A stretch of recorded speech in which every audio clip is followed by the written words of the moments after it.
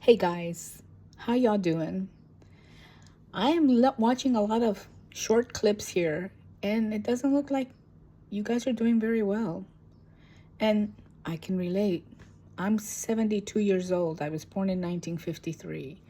And by the time I'm a Latina, by the time I became of age and I started working, it was hard. It was not easy getting work and getting it together. But I have to tell you that in spite of how hard it was, I was competing for jobs, for good jobs with white women. It was not easy. But I would find full time work. I was a secretary, and I was really good at typing and filing and organizing and answering phones and that kind of thing. And so I always managed to get work as a secretary, and I would work full time. I wasn't getting paid a lot of money, but what I was getting paid was enough for me to uh, pay rent, even if it was a small place, not in the nicest part of town. And then I got married and had a child, and then I got divorced because I ended up marrying a guy who had severe drug addiction issues. And we're talking at the 70s. And at that point in time, we didn't even talk about addictions. Basically, there was this law that was passed by Ronald Reagan, who was the three strikes you're out law. So that after the third strike of being accused, you would go to jail. And because marijuana and any kind of drug was like totally illegal in those days, and people really didn't know about addiction, he was always in jail. So I left and became a single mom with a 1.5-year-old son. And it was really hard. Many a time I would ride my bike because I didn't have a car. I could not afford a car. I never could afford a car. I was either walking, using public transportation, and when I managed to get a bike, I would be biking with my son in the back to go to the grocery store. And many times I would, be looking down in the parking lot on the ground, hoping that I would find a $20 bill. It was rough. There were a couple of times where we would have been homeless if we hadn't had a van that we were living in for a while. So we lived in the van for a while. So it was tough.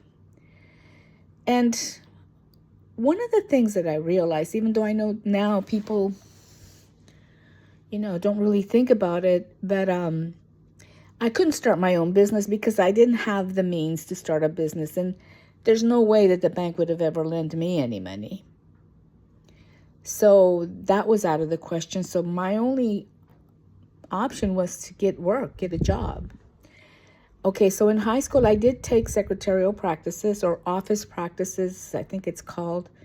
It was a short-term thing that taught me certain skills that helped me find work.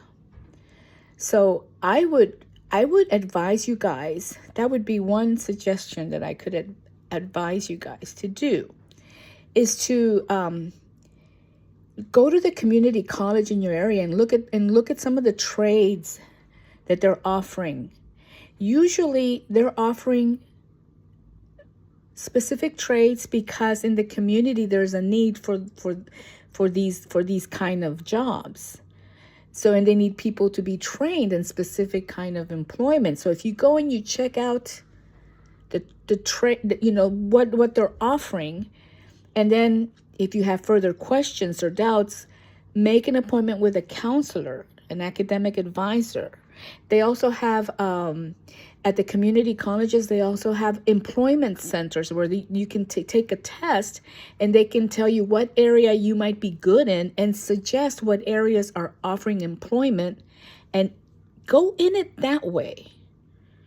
It doesn't mean necessarily that you have to do a full 4-year degree. You don't have to do that.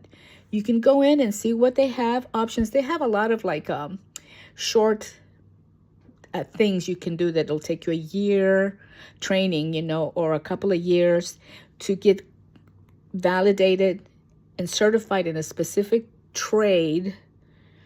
and then you can go out and get work, because if they're offering these programs, usually it's because there are jobs in the community for these. This is how a lot of companies find workers. They will go through the community college because they realize that within the community, people aren't trained in a specific work that they're offering. And so they contract with the community college, and that's a route. I would suggest that you guys do that and stop looking at the Zillow, job offerings that I hear that a lot of you are turning in applications and nothing happens, right? They don't, and you've been doing that for 6 months. Try this route. Also, check financial aid, because if you are low income, they will help you pay for your training. Check it out. Don't shut yourself out to potential opportunities. That's all I'm saying. Try to keep an open mind. Also, don't feel like because you're older that, and maybe you dropped out of high school, you'll never be able to learn anything new, and you might have some fear factor about going back and studying something at a school. Don't let that hold you back, because we're human beings and we have amazing brains, and the capacity for learning that we have is enormous. I tell you, because I went back to school at 50 and I did a 4-year degree at 50. That means I got my bachelor's at 55 years old. I was always the oldest person in the school where I went to school. And it was great. And I even had to do the math, because, one of the requirements is you have to have a certain amount of credits for math and blah, blah, blah. I did that, and I had to take out pre-algebra. No, what did I take twice? Statistics. I had to take statistics. I did algebra, the first algebra course, and I had to take that twice. And then the second class that I needed to get my degree, my bachelor's degree, was statistics, because I was doing a humanities and social sciences track, not a physical science track. There you need more math. And I took statistics, which was a minimum requirement, and I took statistics twice. And I passed the course with a C. But I did it. You can do it. You're young. You've got the energy. If they're going to help you, sometimes they'll even give you work study. Like, you get financial aid, and part of that package is work study. So that means that you maybe can work 4 to 5 hours a day, and they'll pay you for that. It's called work study. So that means that while you're studying, they'll give you a job. Those programs, go find out, see if they're still available in your community. Don't give up. And that's my advice. Okay, everybody, take good care. Wish you all the best. Bye. Oh, by the way, my name's Luki Gomez. Adios.